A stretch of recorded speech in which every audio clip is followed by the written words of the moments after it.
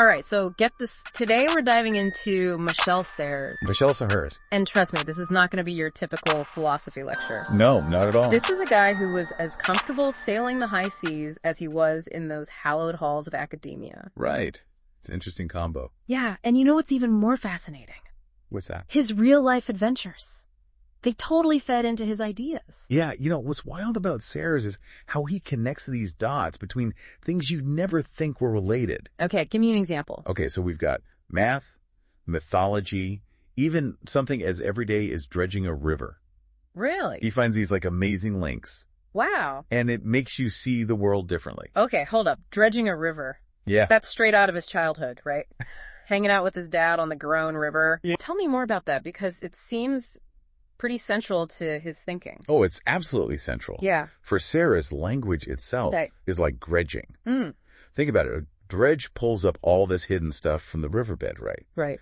Well, Serres' thought language does the same thing. Really? It unearths those deep hidden layers of meaning and knowledge. So it's not just about the words themselves, but what they bring up from the depths. Exactly. And get this, Serres was really attached to the specific language of his childhood. Oh, really? The words of the river, the words of his father's work. Wow. He'd call them words more expressive than philosophy. Wow. And he felt this huge loss when they started to fade from his memory. Really? He actually dedicated himself to capturing them in his writing. Wow. That's powerful. It's like he's trying to hold on to a piece of himself. Yeah. A piece of his history through language. I never thought about it like that, how our words can be so deeply tied to our identity, to our sense of place. Absolutely. And, this connects to another big idea of his, the new universal. New universal. Yeah, so see, Serres was blown away by those early satellite images of Earth. I bet. Imagine seeing the planet with no borders, no divisions, just this interconnected whole. Yeah. It completely changed his perspective. Whoa, I bet.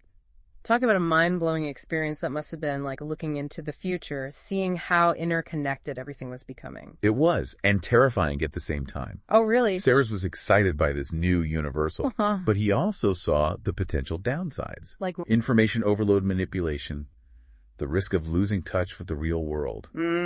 It's almost like he anticipated the internet age. Wow. With all its wonders and its pitfalls. He was way ahead of his time. He was. But it makes you think, right? About how we navigate this constant flow of information. Yeah. How we stay grounded in a world that's increasingly virtual. It's a question we're still grappling with today. Absolutely.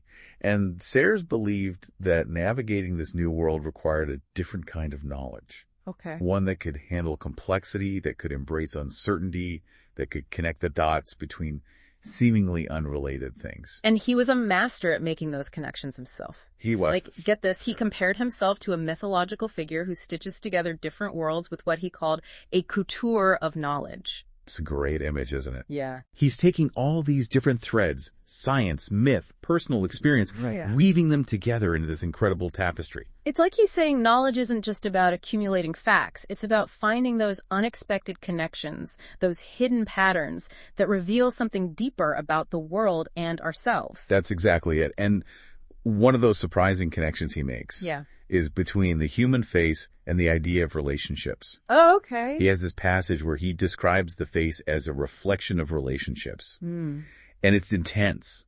He writes, "Every face reflects the system of its references, plus the struggle it had to lead from its unique site to survive stable until its final death." Whoa, whoa, whoa. That's deep even for Serres. It is. So it's not just about what our faces look like, but the whole history of connections and experiences etched into them. That's how Serres saw it. And it's not just a poetic idea. Right. He uses the example of cleft lip and palate surgery, something you wouldn't expect to find in a philosophical text, No, you wouldn't. to show how vital social interaction is for development, even physical development. Okay, now that's fascinating. Yeah. He's suggesting that our relationships or our environment can literally shape our physical being. He is. Not just our minds, but our bodies. That's blowing my mind a little bit. That was Serres for you, always pushing boundaries, Yeah. challenging assumptions, making us see the world in a whole new light. I'm starting to see why people find his work so captivating. Yeah. Even if they don't always agree with him, he definitely makes you think and think differently. He does. You know, you mentioned earlier that Serres was really interested in the idea of noise being essential to information. Ah, yes. That's a crucial concept for him. But it's not about noise in the everyday sense, like loud sounds or distractions. Mm-hmm. He's drawing on information theory. Okay, hold on, before we dive into information theory. Sure. Can we unpack that a little? Yeah. Because at first glance, the idea of noise being good for understanding anything seems kind of counterintuitive, you know? You're absolutely right. It does seem counterintuitive. Yeah. And that's part of what makes Serres so interesting. Yeah. He's challenging our usual way of thinking. So when he talks about noise, he's not talking about literal noise, Okay. but rather about the unpredictable, the disruptive elements that actually force us to pay attention, to decipher, to really grapple with the message. I think I'm starting to get it. It's like, well, without a little bit of noise to shake things up, we'd just sail through life on autopilot, never really engaging with the world around us. Precisely. Okay. And for Serres, this applies not just to language, but to knowledge in general. He challenges us to embrace complexity, to be open to the unexpected, to make connections that might not be immediately obvious. Just like he did with those seemingly disparate subjects like dredging in language Exactly. or faces in relationships. He was a master at finding those hidden connections, wasn't he? He absolutely was. And it's through those connections that he helps us see the world in a whole new light. But to really understand his approach, we need to dig a little deeper into this idea of noise and how it relates to information theory. All right, so let's talk noise. It's not every day you hear a philosopher praise something. We usually try to tune OUT right. True. Very true. But Serres was onto something here, wasn't he? Absolutely. Remember that dredging metaphor? Yeah. It's messy. It's loud. Okay. It disrupts the riverbed. Right. But it also uncovers something valuable. That's how Serres saw noise in the world of information. So it's not about literal noise, Right. but those elements of surprise or chaos that shake up our understanding. Yeah. Like without a little bit of noise, we might just sail through life on autopilot, never really engaging with the world around us. Exactly. It's like that static on a radio signal. Okay. Annoying, sure. Yeah. But it's also what allows the music to come through at all. Right. Serres was saying that these disruptions, these moments of noise, are actually crucial for making sense of information. Okay, I'm starting to see how this connects back to his whole view of knowledge. It's not about neatly ordered facts, right? No. It's about embracing the messiness, the unexpected. You got it. Serres believed that knowledge is dynamic, constantly evolving. Okay.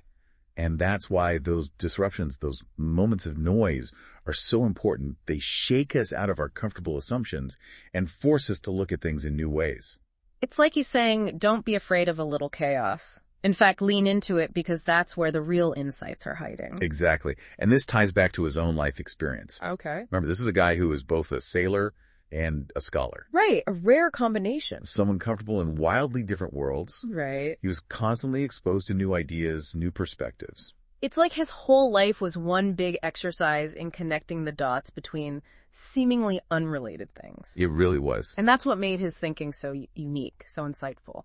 Absolutely. And one of the most powerful examples of this is his fascination with those early satellite images of Earth. Yeah. Seeing the planet from space with no borders, no divisions, it blew his mind. Yeah, we talked about that earlier, the whole new universal idea. Yeah. But I'm curious, what kind of noise did that experience introduce into his thinking? How did it change his perspective? Think about it this way. For centuries, we relied on maps to understand the world. Yeah. Maps with borders, with divisions, with a clear hierarchy of information. Right. Traditional maps. But seeing Earth from space completely disrupted that way of thinking. Wow. Suddenly those old maps seemed woefully inadequate, even misleading. It's like the satellite images revealed a whole new layer of reality, a level of interconnectedness that we couldn't even see before. Yes. Talk about a wake-up call. Exactly. It was a major noise event for Serres, and it completely reframed how he understood knowledge itself. Wow. He realized that we were moving away from those fixed hierarchical structures. Right. Towards something more fluid, more networked. Which is a pretty good way to describe the internet too, right? Like Right. Serres was having these insights decades before the internet even existed. He was. And he saw both the incredible potential and the potential dangers of this shift. Yeah. What did he see as the potential dangers? Well, on the one hand, this interconnectedness could lead to greater understanding, collaboration, and progress. Right. But on the other hand, it could also lead to information overload, manipulation, and a sense of fragmentation. It's like he was predicting the best and worst aspects of the digital age before any of us even had email addresses. I know, right? That's wild. It really is, and it goes back to his point about noise. Okay. The internet is full of it, both literally and figuratively. Yeah. It's a constant barrage of information, Yeah. some of it valuable, some of it not. Right. And it's up to us to sift through that noise, to find the signal, to make sense of it all. So how do we do that? How do we navigate this new universal of interconnectedness in a way that's healthy and productive? Did Serres offer any guidance on that? He did. Yeah. And it comes back to his belief that knowledge isn't just about accumulating information. Okay. It's about making connections, seeing patterns, understanding relationships. Okay. He believed that the key to navigating this new world is to cultivate what he called a couture of knowledge. Okay, we got to unpack that metaphor again. Okay. Couture makes me think of fashion, of high-end design. Yeah. What does that have to do with knowledge? Well, think about what a couturier does. Okay. They take all these different fabrics, textures, and colors, Right. and they craft them into something beautiful, something unique, something that fits perfectly. Yeah. That's how Sarah saw the process of knowledge creation. Oh. It's about taking all these different pieces of information, these disparate threads of understanding, and weaving them together into something meaningful, something coherent, something that helps us make sense of the world. So it's not about mastering one particular field of knowledge, Right. but rather about becoming adept at making connections across disciplines, across different ways of seeing the world. Exactly. Yeah. And that requires a certain mindset, Okay. a willingness to be open to new ideas, to challenge your assumptions, to embrace complexity. It also requires a certain skill set, the ability to recognize patterns, to synthesize information, to communicate your insights effectively. So it's not just about what we know, it's about how we think, how we connect the dots. It's about becoming what Serres called couturiers of knowledge. Precisely. And this approach, he believed, is essential for navigating the complexities of our increasingly interconnected world. It's like he's giving us a roadmap for not just surviving, but actually thriving in the information age. He is. That's pretty amazing when you think about it. He was tackling these big questions decades ago, and they're even more relevant today. Absolutely. Serres' work offers a powerful framework for understanding not only the challenges, but also the opportunities of our time. I'm starting to see why you're such a fan of his. He's brilliant. So knowing all this, what would you say is the most important takeaway from Serres' work? What's the one thing you hope listeners will remember from this deep dive? That's a great question. I think the most important takeaway is this. Knowledge is not a passive process of absorption. Okay. It's an active process of creation.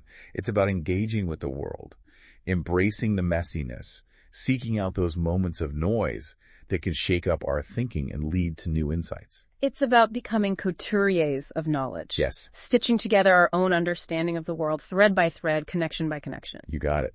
And the beauty is it's a lifelong journey of discovery. Yeah. There's always more, to learn more connections, to make more noise, to embrace. And speaking of connections and noise, I can't help but think back to what you said earlier about Serres' fascination with the human face. It seems like such a surprising topic for a philosopher to be so interested in. You're right. It does seem surprising at first. Mm-hmm. But for Serres, the face was this incredible microcosm of his whole philosophy. Interesting. It was a reflection of relationships of history, of the constant interplay between the individual and the world. Okay, I'm hooked. Tell me more about this faces microcosm idea. How did Serres connect those dots? So we're back to faces. I gotta say, it's not the first thing that pops into my mind when I think philosophy, but Serres saw something there, huh? He did. Remember how we talked about language like dredging up meaning? Yeah, it was a great metaphor. Well, Serres saw the face as another kind of surface. Really? One where our own individual stories are written for the world to see. Okay, so it's not just about what we say, Right. but how our experience, our relationships are literally etched onto us. You got it. That stayed about the face reflecting the struggle it had to lead. Yeah, powerful stuff. It's like he's saying our faces are maps of our journeys. Every wrinkle, every scar tells a story. And that story is as much about our connections to others as it is about ourselves, right? He was really emphasizing that idea of relationships. Absolutely. Think about it. From the moment we're born, our faces are responding to the world around us. Right, from day one. A smile from a caregiver. Yeah. A furrowed brow. When we're concentrating, even the way we learn to speak, by mimicking the mouths of others, our faces are constantly shaped by those interactions. That's making me super aware of my own face right now. It's like this whole history I'm carrying around, and other people are reading it whether I realize it or not. Exactly. And that's what Sarris wants us to see. He even uses the example of cleft lip and palate surgery to illustrate this point. Right, we talked about that earlier. It's not something you typically find in philosophy books. Yeah, not your average philosophy topic. But it totally fits with Sarris' style. Right. He wasn't afraid to draw from those unexpected sources to make his point. Exactly. And with the surgery example, he's showing how critical those early social interactions are for development. Okay, I see. A child who can't smile or communicate easily might have a very different experience of the world. Right. Which in turn shapes their development. So it's like a powerful example of how interconnected our physical and social selves really are. Exactly. We're not just isolated individuals. Right. We're shaped by the world around us, by our relationships from the very beginning. And that takes us back to his big idea about knowledge, right? It all connects. It's not enough to just accumulate facts in isolation. No, it's not enough. We need to understand the context, the relationships, the web of connections that give those facts, meaning... You got it. We need to become couturiers of knowledge. Okay, I think I'm finally getting it. But how do we actually do that? How do we do that? How do we develop that Sarrisian way of looking at the world? I think it starts with curiosity. Curiosity. Yeah, Sarris was endlessly curious about the world, and that curiosity led him to make connections that other people missed. I see. So ask questions. Explore new subjects. Yeah. Don't be afraid to step outside your comfort zone. Don't be afraid of a little noise. Exactly. Yeah. In fact, embrace it. It might just lead to a breakthrough. I love that. And don't be afraid to make connections between seemingly unrelated things. Yes. That was Sarah's bread and butter. One of the things that makes his work so enjoyable is his playful associative style. He jumps from topic to topic. He does. Making these unexpected connections. Right, and it's up to us as readers to keep up. Right, but in doing so, we start to see the world through his eyes to appreciate the interconnectedness of things. Precisely. So it's like he's inviting us to play along, to exercise those couturier muscles by finding our own connections, our own threads of meaning. Absolutely. And remember, there are no right or wrong answers here. That's reassuring. The important thing is to engage with the ideas, to let them spark your own curiosity to see where they lead you. It's about embracing that journey of discovery, even if it gets a little messy, a little noisy along the way. A little messy, a little noisy.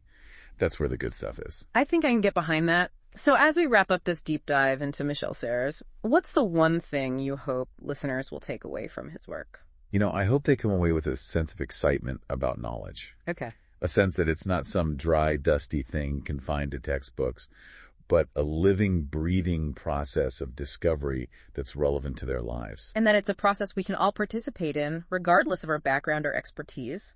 We can all be couturiers of knowledge. I love that. Me too. And I think Serres would be thrilled to know that his work is still inspiring people to think differently, to make connections, to embrace the beauty and complexity of the world around us. That's a pretty great legacy to leave behind. So to our listeners, I hope this deep dive has sparked your curiosity and inspired you to explore the world of Michel Serres further. Trust me, it's a journey worth taking.